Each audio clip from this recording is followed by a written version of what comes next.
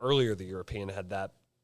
I mean, this is incredible cold. And then even beyond that, we may not get above freezing for, Wednesday maybe, Tuesday could be. Well, the models will have a very difficult time because of snow and ice on the ground. The other thing to consider, Joel, is that you have a huge snowpack to the north of Arkansas that the air is going to be traveling down.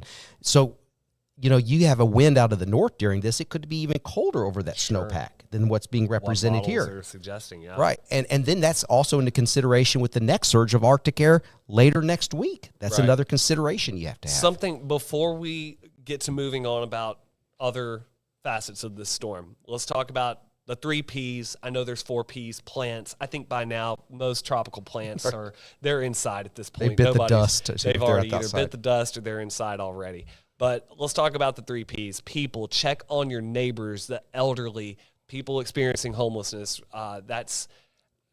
There are a lot of people who, may not have the means to stay warm like everybody else. If you are capable of lending out a helping hand, we're going to have to help each other out. When we had that Arctic blast in early December, my wife and I went through our stuff, and I found a bunch of old coats. We just went out to places, and we're like, here's a coat.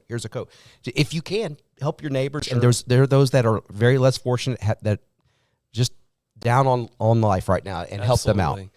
Pets, look, if you're cold, they're cold. You will be cold. They will be cold. Please take care of those pets. And not just that, but also livestock. And this is going to bring us into another conversation. I grew up with cows. We always had to go out and break the water or break the ice on the ponds so that the livestock could get water.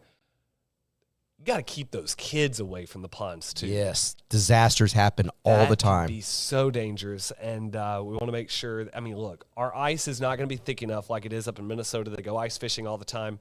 I remember I did a story one time in South Dakota. They sent me out with a camera. I was too scared to walk on the ice. They laughed at me because I was taught you stay off the ice at all costs. It doesn't stay cold enough for us to, for it to be substantial. To drive on. None of that's going to happen.